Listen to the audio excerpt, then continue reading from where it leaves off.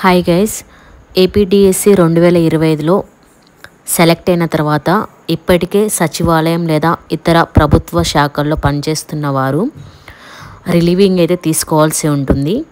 డిఎస్సిలో చేరడానికి ముందే మీరు ప్రజెంట్ వర్క్ చేస్తున్న డిపార్ట్మెంట్ నుంచి అయితే రిలీవ్ కావాలి. మీ యొక్క ప్రజెంట్ డిపార్ట్మెంటు రిలీవింగ్ ఆర్డర్ లేదా ఎన్ఓసి నో అబ్జెక్షన్ సర్టిఫికేట్ అయితే ఇస్తుంది. ఇండక్షన్ ట్రైనింగ్ ప్రోగ్రామ్ అనేది డిఎస్సిలో మన యొక్క మొదటి స్టెప్పు. ట్రైనింగ్లో చేరేటప్పుడు రిలీవింగ్ ఆర్డర్ లేదా ఎన్ఓసి చూపించాలి తప్పనిసరిగా. ఈ యొక్క రిలీవింగ్ అనేది ఎందుకు అవసరం అంటే, ఒకే వ్యక్తి ఒకేసారి 2 గవర్నమెంట్ జాబ్స్ చేయలేడు. ఇతని యొక్క జీతం, సర్వీస్ రికార్డు, ఇతర అధికారిక వివరాలు సరిగ్గా ఉండేందుకు ఈ యొక్క రిలీవింగ్ అనేది అవసరము. ఈ యొక్క ప్రక్రియ అనేది ఎలా ఉంటుందంటే, డిఎస్సి అపాయింట్మెంట్ ఆర్డర్ పొందినాక ప్రజెంట్ చేస్తున్న జాబ్ నుండి రిలీవింగ్ కోసం అప్లై చేసుకోవాలి.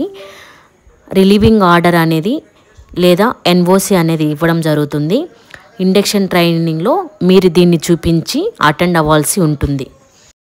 సో ప్రజెంట్ ఎవరైతే ఇతర గవర్నమెంట్ జాబ్స్ చేస్తున్నారో వాళ్ళు డిఎస్సి ట్రైనింగ్ ముందే అఫీషియల్గా రిలీవ్ అయితే తీసుకోండి.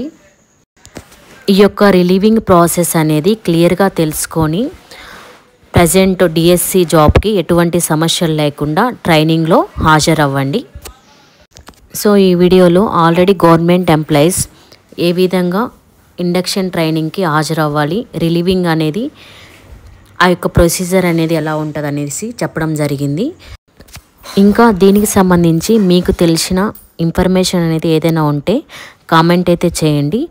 ఈ వీడియో కనుక మీకు ఉపయోగపడి ఉంటే మన ఛానల్ని సపోర్ట్ చేయండి. Thank you guys.